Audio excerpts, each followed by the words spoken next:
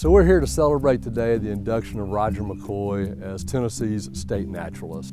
So the state naturalist title is an honorific title.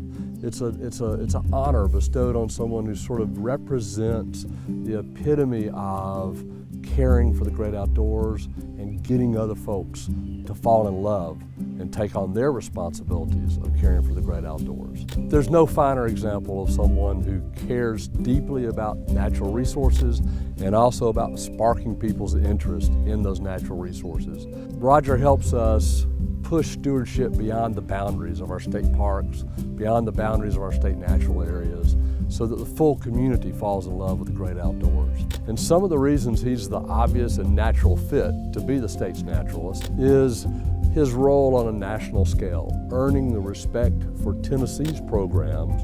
In fact, just recently, he hosted as president of the National Association of Natural Areas, a board meeting that was hosted up at Fall Creek Falls. And the respect that I saw from his peers from across the country, Washington State, Pennsylvania, Texas, they all looked to Roger as a point of reference for the jobs they're trying to do.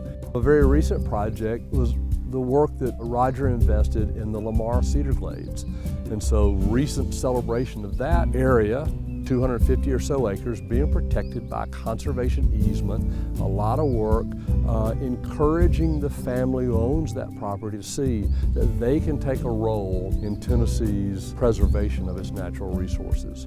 Middle Tennessee has habitats known as glades, and glades are just opening in the woods. Sometimes they're called cedar glades or limestone glades, and those thin-soiled habitats are rare globally.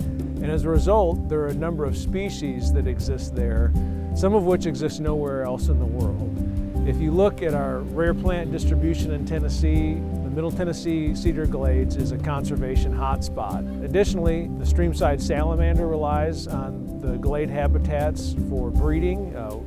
During the winter, these sites are wet because there's no soil, so water will flow across the surface, and just a number of other wildlife species that utilize these open habitats. The first person to think would be Jane Griffin.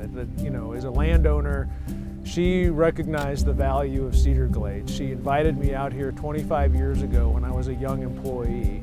Also, I think our non-governmental partners like Ten Green, we could not do that work without them. So folks who are involved with that, whether the employees or the board or those who volunteer or give their time or money to organizations like Ten Green, is essential for conservation in our state.